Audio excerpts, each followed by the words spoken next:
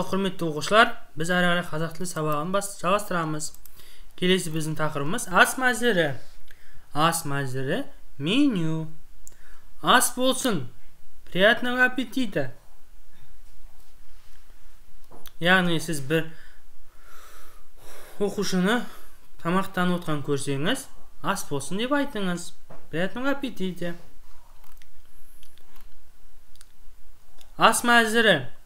Сорпа, ботқа, ет, бауырсақ, салат,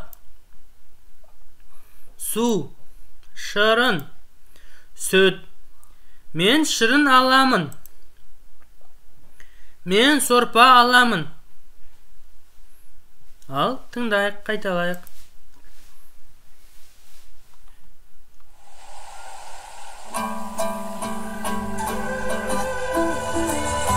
Үшінші сабақ. Ас мәзірі. Бірінші тапсырма. Суретке қара. Тыңда, қайтала.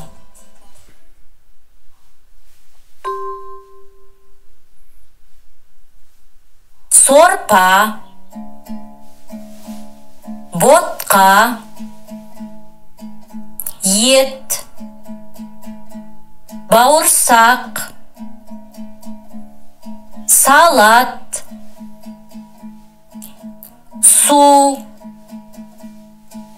шырын, сүт.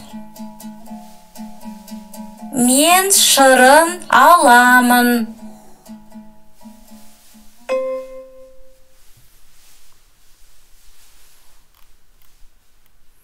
Енді екінші тапсырма. Кесте бойынша айт. Яғни сен бір асханаға барсаң, маған ботқа беріңізші, маған шырын беріңізші. Мектеп асханасына барсаңыз, осылай айтыңыз, маған су беріңізші. Тыңда, қайтала, үлгі бойынша сөйлес. Сен қайда барасың? Мен дүкенге барамын. Сен не аласың? Мен нан аламын. Үшінші тапсырма. Тыңда, қайтала.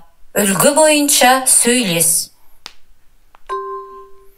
Сен қайда барасың?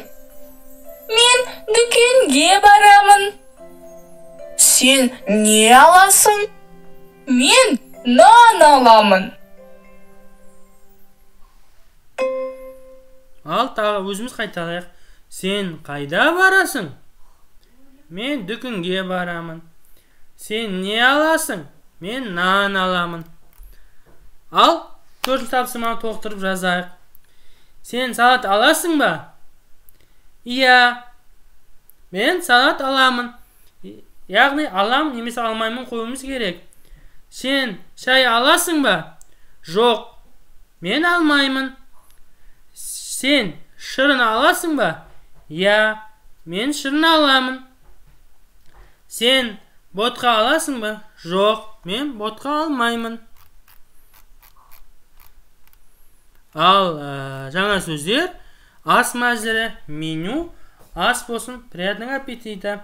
Бүгін өткен тақырыбымызды өздеріңіз қайталаңыздар. Бір-бірлеріңізге сұрақ қойыңыздар. Ал, төртінші тапсырманы комментария қып, орындап жіберсеңіздер болады. Ал, осымен сабағымыз аяқталды. Келесі сабақта кездескенше сау болыңыздар.